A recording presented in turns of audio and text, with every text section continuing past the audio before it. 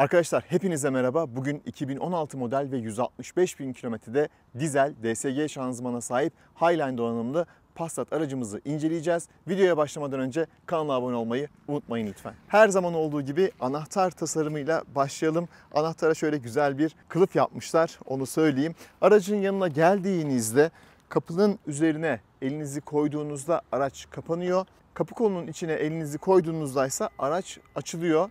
Araçtan uzaklaştığınızda veya yakınlaştığınızda kapılar otomatik olarak açılmıyor. Kumanda üzerinden açma tuşuna uzun süre bastığımızda camlarımızı açıyor. Kapatma tuşuna bastığımızda ise camları kapatıyor. Şimdi hemen tasarıma geçelim diyeceğim ama zaten Passat'ı yani nerede görseniz tanırsınız, bilirsiniz. Ben 2016 yılından bu yana 6 yıl geçmiş, araçta nasıl değişiklikler olmuş onlardan da biraz bahsetmek istiyorum. Tasarım anlamında baktığımız zaman belki de D segmentinde en iyi tasarıma sahip araçlardan biri. Özellikle Türkiye pazarı için çok fazla tutulan bir model Passat, biliyorsunuz. Hatta Mondeo'yu, Mazda 6'yı ve pek çok aracı piyasadan sildi diyebilirim. Bu arada yeni plakalığımı beğendiniz mi? Lütfen yorumlara yazın. Ön tarafa baktığımızda araçta herhangi bir sıkıntı ben görmüyorum. Sadece sol tarafta bir çarpmadan dolayı şurada bir sıkıntı var. Farlarımız çok güzel. Gece çekimlerini yaptım. Onları mutlaka koyacağım. Sis farlarımız biraz daha böyle sarı yanıyor. Toplam 4 tane park sensörümüz bulunuyor. Şöyle göstereyim. Volkswagen ambleminin içinde şurada biraz güneşten dolayı yanıklar oluşmuş. Onun haricinde herhangi bir problem göremedim ben araçta. Yan tarafa geldiğimizde üzerinde 235-45-18 Matador marka bir lastik var. Test incelemelerine de baktım, pek iyi bir lastik gibi gözükmüyor. Aynaların üzerinde dönüş sinyalimiz var. Ayna bu şekilde katlanıyor. Kapının üzerindeki kromaj hat çok güzel duruyor. Araca karakteristik bir duruş sağlıyor ve aynı zamanda kapıların altında bulunan yine bu nikelaj parça da gayet şık duruyor. Kapı sesine de bir bakalım. Çok beğeniliyor. Arka taraf daha iyi. Önde ben de biraz fark ettim. Önde biraz kullanımdan dolayı sanırım kapı ayarı biraz daha bozulmuş. Gelelim bagaj tasarımına. Bagajını çok beğeneceksiniz. Neden? Çünkü toplamda 586 litrelik bir bagajımız var ve yükleme alanı oldukça güzel. Sadece burada bir eşik var. Tabii bu da olacaktır. Bu kadar büyük bir hacimde normal şeyler bunlar. Sağ tarafta bir malzemeliğimiz var. 12 volt soketimiz bulunuyor.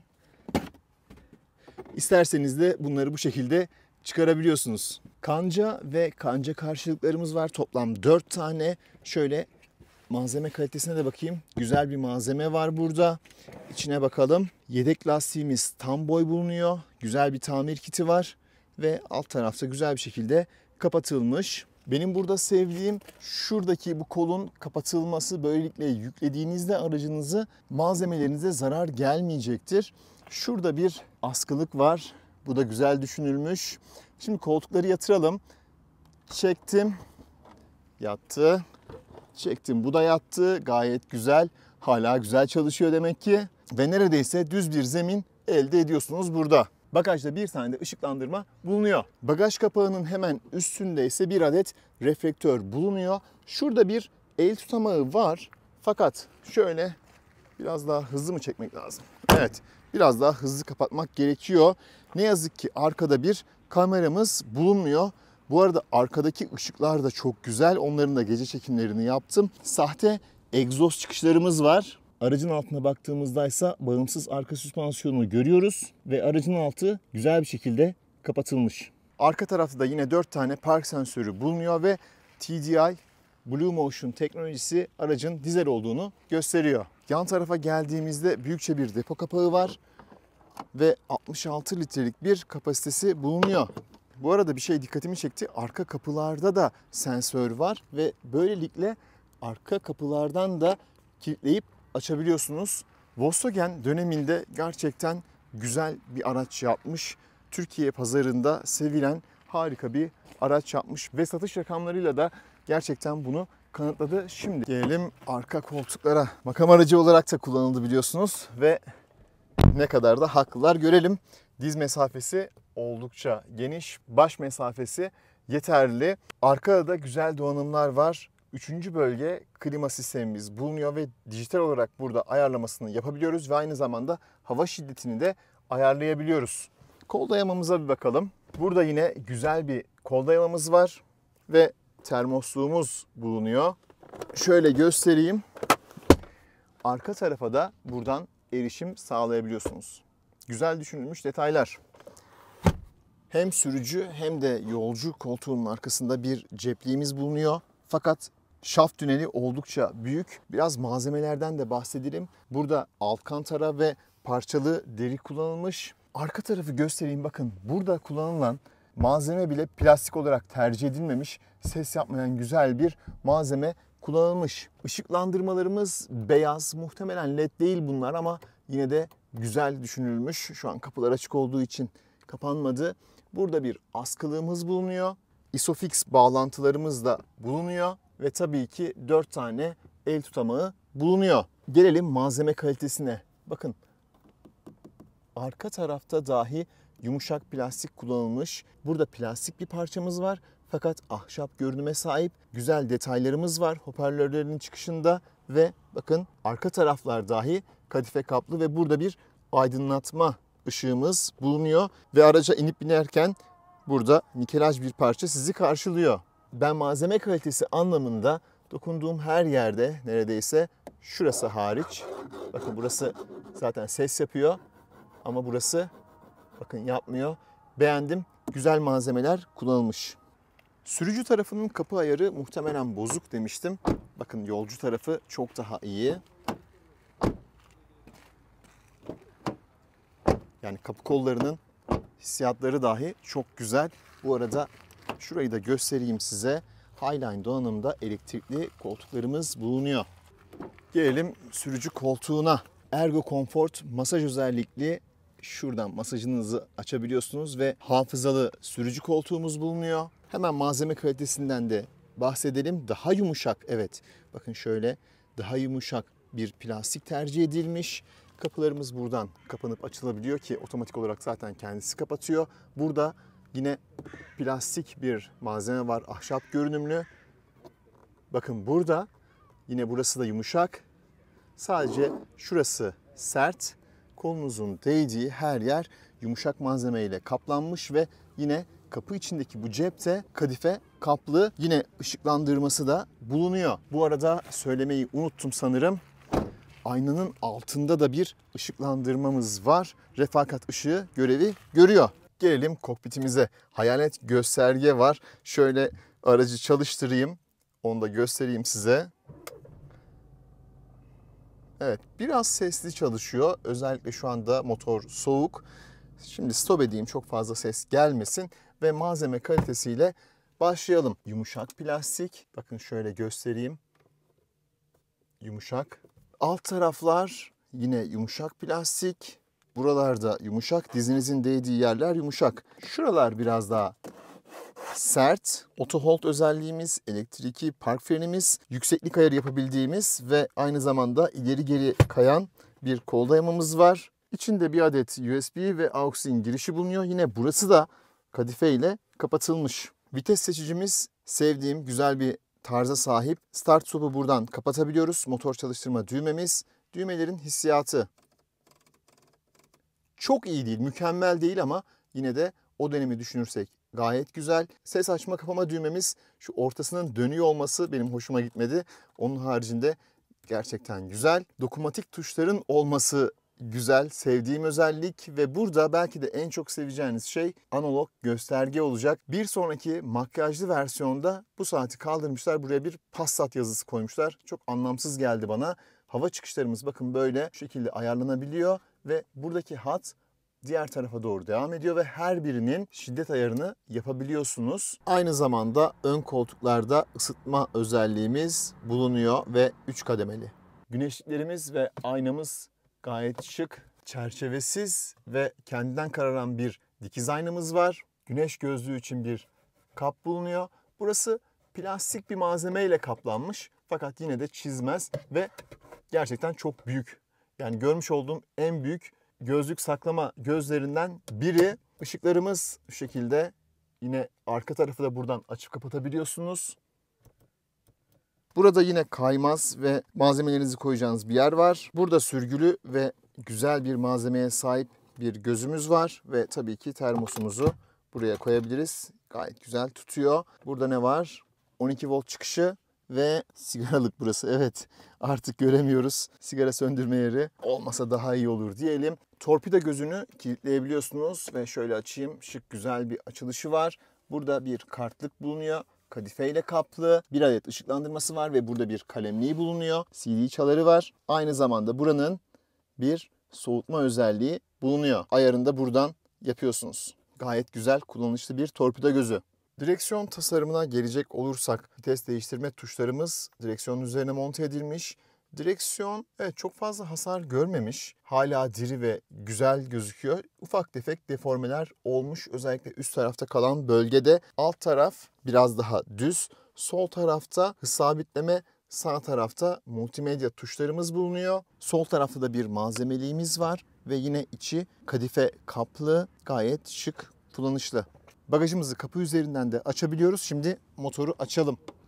Evet, şurada bir dil var. Onu açıyorsunuz ve olması gerektiği gibi amortisörümüz var. Çok güzel. D segmenti bir araç olmalı. Malzemeden çalmamışlar diyelim. Güzel bir yalıtım malzemesi var. Motorla ilgili bilgileri içeride aktarayım size. 165.000 kilometrede olmasına rağmen aracın genel kondisyonu gayet güzel duruyor. Herhangi bir yerde yağ kaçağı göremedim. Aracın kronik problemleri varsa lütfen belirtin. Açıkçası benim bildiğim kadarıyla yok. Şimdi artık sürüşümüze geçebiliriz.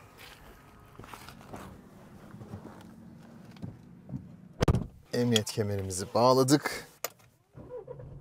Aracı çalıştırdık. Az önce de söylemiştim. Motor soğuk olduğu için biraz ses yapıyor. İçeriye biraz ses alıyor. İlerleyen süreçte tekrar değerlendireceğiz. Yakıt ortalamamızı sıfırlayalım ve yola çıkalım. Auto Hold özelliğimiz var. Burada en büyük sıkıntı ne? Park sensörleri var. Sadece kamera yok. Alışıksanız böyle arkanızı görmeye ya böyle dönüp arkaya bakacaksınız ya da sensörlerinize inanacaksınız. Arkada bir kamera olmasını isterdim. Sunroof da yok. Sarı sayfaya girdim. Baktım bayağı bir araçta hep böyle sunroof da var. Bu araç Highline olmasına rağmen sunroof yok. Olsa iyi olur muydu? Olurdu tabii. Muhtemelen piyasada daha fazla tutuyordur sunroof olan araçlar. Sunroof'u olmayan da birkaç tane araç gördüm. Şöyle bozuk bir yoldan geçiyorum. Arabada küçük kasılmalar oluyor. Herhangi bir trim sesi almadım. Sadece böyle sol ön amortisörden biraz ses geldi. Start stop devreye girdi. Onu da nasıl çalıştığına bakmak için deneyelim. Gaza bastım, çalıştı. Evet. Yani dizel bir araç. Şehir içerisinde uzun beklemelerde start stop kullanmanızı tavsiye ederim. Fakat onun haricinde çok sıkışık trafikte kullanmanızı tavsiye etmem. Kapılar kapandı. Sevdiğim bir özellik, her zaman söylüyorum. Direksiyon tasarım olarak güzel. Kullanılan malzemeler hala canlı, diri, ele güzel oturuyor. Şimdi masaj özelliğini bir deneyeyim. Merak ettim. Oo, çok güzel. Bel bölgesine bayağı bir masaj yapıyor. Böyle arkanızda sanki bir silindir var. O silindir belinizden yukarıya aşağıya doğru hareket ediyor. Bayır aşağı iniyoruz. Bakın motor ve şanzımanın uyumu çok güzel bu araçta. Hemen fren yaptığınızda otomatik olarak motor freni de yapıyor ve frene destek oluyor. Kasis geçişleri konforlu. Araç 165.000 kilometrede olmasına rağmen içeride her şey çok iyi denecek düzeyde. Sadece start stop düğmesinin üzerinde bir deforme var. Onun haricinde hiçbir deforme göremedim. Tabii bir de kapı ayarı biraz bozuk. O yapılması lazım. Belki de tabii fitiller falan özelliğini kaybetmiştir. 165.000 kilometre boyunca. Çok normal bunlar. Amortisörlerin şöyle bir performansını değerlendireyim. Bir kasisten geçtik. Çok böyle yumuşak değil. Aşırı yumuşak değil. Fakat konforu size sunuyor ve hala bence sessiz çalışıyor. Çok az bir böyle sol ön taraftaki amortisörden bir boşluk sesi aldım. Direksiyon üzerindeki kulakçıklarla vites değiştirebiliyorsunuz. Normal drive pozisyondayken de bunu yapabiliyorsunuz. Belli bir süre sonra otomatik olarak kendisi drive'a, yani normal sürüş pozisyonuna geçiyor. Aracın gece çekimlerini yaptım. Öndeki ışıklar harika, gerçekten çok güzel. 2016 yılını hep düşünerek bunları anlatıyorum ve günümüzdeki araçları da tabii değerlendiriyorum. Işıklar şöyle bir yukarı aşağı sağa sola hareket yapıyor. Güzel bir karşılama yapıyor size. Arka koltuklara kadar devam eden ambiyans aydınlatması çok güzel duruyor. Yani bir makam aracı olarak gerçekten tasarlanmış ve D segmenti olduğunu hissediyorsunuz. Koltukların yanal destekleri çok güzel. Baldır ayarı yapabiliyorsunuz. Şöyle koltuk yukarıya doğru kalkıyor. Koltukta bel destek ayarı var. O da şöyle belinizin o boşluğunu çok güzel alıyor, rahat ettiriyor size. Yan taraftan araçlar geçtiğinde şunu hissettim. Sanki sol taraftan biraz ses de alıyor araç. Muhtemelen kapı ayarı bozuk. Şöyle camlara bakıyorum. Şeye bakmamıştım. Camlar tam açılıyor mu diye ona bakmamıştım. Tam açıldı. Onun ara çekimini alırım. Buradaki analog saati çok beğendim ben ve malzeme kalitesini çok beğendim. D segment bir araç kullandığınızı hissettiriyor. Hem gündüz şartlarında bunu hissediyorsunuz ama gece kullandığımda daha ayrı bir beğendim. Onu da eklemek istiyorum. Ambiyans aydınlatmaları çok şık olmuş. Şöyle multimedyaya biraz bakalım. Dokunuşu, hissiyatı güzel. İyi bir müzik sistemi var mı? Böyle aman aman çok iyi bir müzik sistemi yok. Ortalama diyebilirim. Direksiyon hissiyatına şöyle bir bakıyorum. Hissiyat olarak Volkswagen'den açıkçası biraz daha sert olmasını, biraz daha hisli olmasını beklerdim. Ama öyle çıkmadı. Start stop daha durmadan devreye girdi. Bu da güzel değil. Şimdi durdum, devreye girdi, direksiyon sertleşti. Direksiyonu çevirince yine evet start stop da devreden çıkıyormuş. Evet, hemen vitesi 2'ye attı. DSG şanzımanda böyle bir olay var. Hemen üst vitese geçmek istiyor. Bu da işte debriyaj balatasının biraz daha çabuk bitmesine sebep oluyor. O yüzden bayır yukarı çıkışlarda eğer mesela orayı 3'te çıkamayacaksa siz onu 2'de tutun. İkinci viteste çıksın, yoksa o 3. vitese atacak, tekrar düşecek. Şimdi direkt 4'e attı. Yani süratim 40. Tabii ekonomi odaklı olduğu için bunu böyle yapıyor. Vites düşürüş hızı da gayet güzel. Mesela şu an 6'dayım. Tam gaz yaptım. 4'e kadar düştü. Tepkisi güzel. Kırmızı ışıkta geldim, durdum. Start stop devreye girdi. Ayağımı frenden çektiğimde işte auto hold tutuyor. Bu güzel. Özellikle İstanbul'da çok fazla böyle dur kalk yapıyoruz. Ayağınızı biraz olsun dinlendirebiliyorsunuz. Auto hold özelliği sayesinde. Görüş anlamında herhangi bir problem yok. Gayet güzel. Ön tarafta görüş güzel. Yan tarafta aynalarda görüşler güzel. Gaza bastım. Hemen motor çalıştı ve vitesi hızlıca 2'ye aldı, 3'e aldı. Hiç hissetmedim. Yani vites geçişlerini gaza böyle fazla basmadıkça hissetmiyorsunuz. DSG şanzımanı ben çok seviyorum. Evet, problemleri oldu, sıkıntıları oldu. İyileştirdiler. Hala sorun yaşayan var mı bilmiyorum.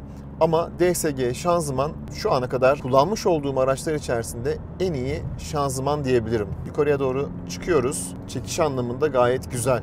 5. viteste tutmakta ısrarlı. Şöyle 4'e aldım. Evet, daha iyi bir hızlanma elde etti. Güzel, iyi hızlanıyor. Mesela şu an 7. viteste süratim 100. Bastım. 4'e kadar düştü ve iyi bir hızlanma veriyor. 3 vites birden düşürdü. Önümdeki gösterge bu arada gerçekten güzel. Farklı menüler var. Onları şimdi göstereyim size. Bu hayalet ekranda 2 tane mod var gördüğüm kadarıyla. Ya alt tarafa geliyor hız ve vites, devir göstergesi gidiyor, ya da bastığınızda bu şekilde ekranlar geliyor. Tasarım anlamında beğendim. Dizel motorumuz 4 silindirli 1.6 litrelik bir hacme sahip. 120 beygir gücünde ve bu gücü 4000 devirde veriyor. 250 Newton'da torku var ve bunu da 1750 devirden itibaren veriyor. Kaldı ki şanzıman da bu devirde tutmaya çalışıyor. 7 ileri DSG bir şanzıman olduğunu söylemiştik ve övgüyü hak ediyor bence bu şanzıman. 0-100 hızlanması fabrika verisi 10.8 saniye. Maksimum sürati 206 kilometre. Aracımızın ağırlığı 1459 kilogram. Araçta Apple CarPlay bulunmuyor. Dur kalk trafikte start stop gerçekten can sıkıyor. Onu söyleyeyim size. Yani dizel olmasından dolayı da böyle sarsıntılı biraz daha çalışıyor. Yani motor şu anda mesela ısındı ama hala sarsıntılı diyebilirim. Hala böyle biraz daha sesli çalışıyor. Stop etti. Evet. Özellikle bu marş sesi. Yeni motorlarda bu yok. Yeni motorlarda o marş sesini almıyorsunuz. Bunda böyle biraz daha o marş sesi geliyor. Şöyle ne yakmışız ondan da bahsedeyim. Toplam 16 kilometre olmuş yola çıktığımızdan bu yana. Ortalama hızımız 36 kilometreymiş ve 5.3 litre yakmışız. Şehir içinde bence ekonomik bir araç. Şöyle bir trim seslerine dikkat ettim. Özellikle şu sol taraftaki kirişin oradan bir ses yaptı. Şuralar güzel kaplanmış. Burada bir problem yok. Fakat sol taraftaki bu kirişten ses yapıyor araç. Fren hissiyatı çok güzel. Böyle çok güzel kavruyor.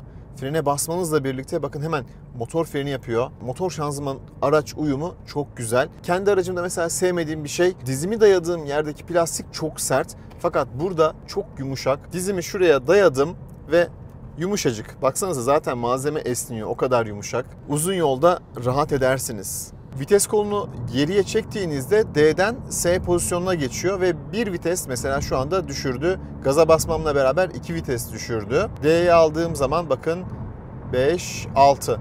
Evet 6. vites. S'ye aldığınızda 2 vites birden düşürüyor. Şurada bir güzel viraj var. Girelim buraya. Evet güzel. İşte lastikler kötü ama güzel. Aracın tutuşu güzel. Çok fazla böyle sağa yatmadı. Beğendim. Şöyle bir bakayım. Direksiyon da biraz güzel olsa harika olacakmış. Direksiyonun hissiyatı biraz daha böyle suni, biraz daha yumuşak. Böyle olmasını istemezdim açıkçası. Süratim 97. vites, 1500 devir, 58 desibel. 100, 1750 devir, 59 desibel. 110, 1900 devir, 61 desibel. 120, 2100 devir, 62 desibel olarak ölçtüm. Gayet iyi. Aracın yılını, kapıdaki bu sıkıntıyı düşünürsek iyi olduğunu söyleyebilirim. Ben şunu istedim mesela, keşke adaptif hız sabitleme olsaydı da uzun yolda daha da rahat etseydim ama tabii 2016 model araç. C segmenti araçlarda bile var. Mazda 3'te var mesela, örnek vereyim. Volkswagen o dönem getirmemiş. Highline donanımda, en üst donanımda bence olmalıydı 2016 olmasına rağmen. Araç güzel yol tutuyor. Şöyle biraz içeriye girdim. Evet. Gayet güzel. Lastiklere çok güvenemiyorum. O yüzden çok da fazla zorlamadım. Bakın buralardan geçerken de yine güzel geçiyor araç. İçeride böyle bir rahatsız edici düzeyde bir ses olmuyor. Güzel. Yönlendirmesi güzel. Önü arkası kopmuyor. İşte arka tarafta bağımsız süspansiyonun olması da bunda bir etken. Spor moddayım. 0-100 yapacağım. Şimdi. ESP biraz devreye girdi.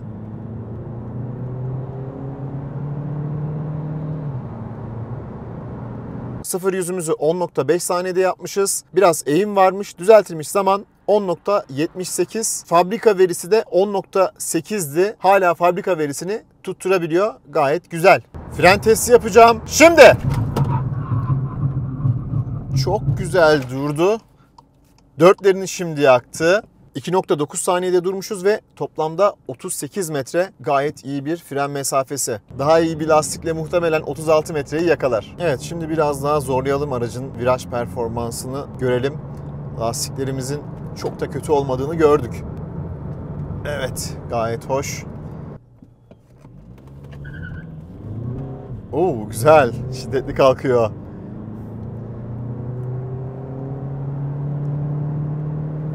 Tam gaz oturdum. Burada güzel bir viraj var.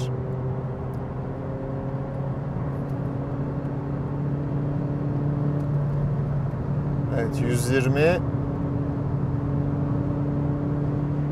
Gayet iyi. 123. Oo, çok iyi. Çok iyi. Yani dinamikleri çok güzel aracın. Wow. Küçük bir yerde de böyle bir ıslaklık varmış. Yani orada da beklemiyordum ama o ıslaklığı güzel yol tuttu yani. Lastikler şaşırttı beni. Testte iyi performans göstermemelerine rağmen Passat'ta iyi performans gösterdiler. Vitesimi manuele aldığımda S konumundayım. 5. vitesteyim. Bastım gaza. 4'e aldı. Kendisi yine otomatik olarak vites değiştirdi. Kırmızı sahaya geldi. 5000 devir. Orada kaldı. Evet. Kendisi otomatik artık daha değiştirmiyor vitesi. Manuelde. 80-120 hızlanmamıza bakalım. Bastım. 4. vitese kadar düştü. Tepkisi gayet güzel. 80-120 hızlanmamız 6.24 saniyede olmuş. Biraz aşağıya eğim varmış. 7.68 başarılı. Özellikle vites düşürme hızı çok başarılıydı. Bakın spor moddayım şu anda. 90'la gidiyorum. Bastım. Tepkime süresi gayet güzel. Hızlanması yeterli. Vitesi D'ye aldım. Yani normal sürüş modundayım. Tekrar bastım. 4. vitese kadar düşüyor. Ve güzel bir ivmelenme yakalıyor ondan sonra. Araç güzel hızlanıyor. Şimdi ben aracı biraz özetleyeyim. D segment güzel bir araç. Ve D segment bir araca bindiğinizi hissediyorsunuz. Bunu koltuklarıyla size hissettiriyor. Gece ambiyans aydınlatma ışıklarıyla size hissettiriyor. Ses yalıtımıyla size bunu hissettiriyor. Özellikle sedan seven bir ülke olduğumuz için tam bize göre bir araç diyebilirim. Bagaj hacmi büyük, kullanışlı. Aracın arkası konforlu. Arkada hani en büyük sıkıntı şaft tünelinin büyük olması. Onun haricinde herhangi bir problem yok. Arkada kullanılan malzemeler de gayet güzeldi. Ses sistemi, evet çok iyi bir ses sistemi yok araçta ama sınıf standartlarında diyebileceğim bir ses sistemine sahip. Apple CarPlay yok, olsa güzel olurdu. Kör nokta uyarı sistemi yok, yine olsa güzel olurdu. Adaptif hız sabitleme yok, olsa güzel olurdu. Yani bu gibi eksiklikleri var fakat piyasası da olan bir araç. Ben aracı genel anlamda beğendim. 165.000 kilometrede olmasına rağmen iyi bir performans verdi. Hem fren performansı hem 0-100 ve ara hızlanma performansı olarak bence güzel işler çıkarttı. Hala ilk günkü gibi araç muhtemelen de iyi bakılmış bir araca benziyor. Umarım sizler için de faydalı bir video olmuştur. Böyle eski araçların da özellikle işte tanıtımını yapmamı istemiştiniz. Ben de Passat'la başlamış olayım. Şimdi yakıt tüketiminden biraz bahsedeyim size. Toplamda 67 kilometre yol yaptık. Ortalama hızımız 58'miş. 5.8 litre. Bir test vericisi olarak düşünürseniz bence iyi. Ekonomi performansı da var. Şöyle yapalım. Sıfırlayalım. Diğer verileri de söyleyeyim size. Uzun süreli 2130 kilometrede 6.4 litre yakmış. Yakıt aldıktan sonra yine 6.4 litre elde etmiş. Biz de şu anda 5.8'e düştü. Burada bir resetleyeyim. 90'la gideyim bakalım ne verecek onu da söyleyeyim size. 90'la bir yaklaşık 7 kilometre kullandım. 3.6 litreydi. İşte 3.7 litreye çıktı şu anda. Yani aracın ekonomi performansı da var. Tabii böyle 100, 110, 120 bandında giderseniz 4-4,5 litreleri yakalarsınız. Şehir içinde de muhtemelen 6-6,5 bandında gezinirsiniz. Sonuçta 1,5 tonluk bir araçtan bahsediyoruz. Bunlar iyi değerler.